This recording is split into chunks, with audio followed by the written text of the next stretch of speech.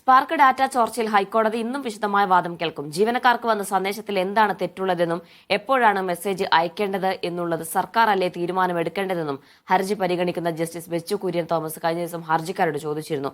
എന്നാൽ സന്ദേശങ്ങളുടെ ഉള്ളടക്കത്തിലല്ല പ്രശ്നമെന്നും ഹർജിക്കാരുടെ സ്വകാര്യ ഫോൺ നമ്പറുകളിലേക്ക് പേരുൾപ്പെടെയുള്ള മെസ്സേജുകൾ വന്നത് കൃത്യമായ സ്വകാര്യത ലംഘനമാണെന്നും ഡാറ്റ മൈനിംഗ് നടന്നിട്ടുണ്ടെന്നും സുപ്രീം കോടതി ഉത്തരവിന്റെ ലംഘനമാണെന്നും ഹർജിക്കാർ ചൂണ്ടിക്കാട്ടി. Kerala state IT. മിഷൻ മുഖേനയാണ് സന്ദേശങ്ങൾ അയച്ചത് എന്നാണ് സർക്കാർ വാദം. എന്നാൽ ഐ.ടി. മിഷന് ഇത്തരത്തിൽ സന്ദേശങ്ങൾ ഒരേ സമയം അയക്കാൻ സാധിക്കില്ലെന്നും ഔദ്യോഗിക വിവരങ്ങൾ രാഷ്ട്രീയ നേട്ടത്തിനായി ഉപയോഗിച്ചുവെന്നുമാണ് ഹർജിക്കാരൻ പറയുന്നത്. അതേസമയം വയനാട് പുനരധിവാസത്തിന്റെ ഭാഗമായി CMDRFൽ സംഭാവന നൽകിയവർക്ക് നന്ദി സന്ദേശം അയക്കാനുണ്ടെന്നും സർക്കാർ ഹൈക്കോടതിയിൽ അറിയിച്ചു. വയനാട്ടിലെ വീടുകളുടെ നിർമ്മാണം പൂർത്തിയായ സാഹചര്യത്തിലാണ് സന്ദേശം അയക്കാൻ സർക്കാർ അനുമതി തേടിയത്. പ്രത്യേക അപേക്ഷ സമർപ്പിച്ചാൽ പരിശോധിക്കാമെന്നാണ് ഹൈക്കോടതിയുടെ മറുപടി. ഡാറ്റ ചോർച്ചയുമായി ബന്ധപ്പെട്ട ഹർജിയിൽ സർക്കാർ വാട്സ്ആപ്പ് സന്ദേശങ്ങൾ അയക്കുന്നതിൽ ഹൈക്കോടതി വിലക്ക് ഏർപ്പെടുത്തിയിരുന്നു. ഈ സാഹചര്യത്തിലാണ് സന്ദേശം അയക്കാൻ സർക്കാർ ഹൈക്കോടതിയിൽ അനുമതി തേടിയത്.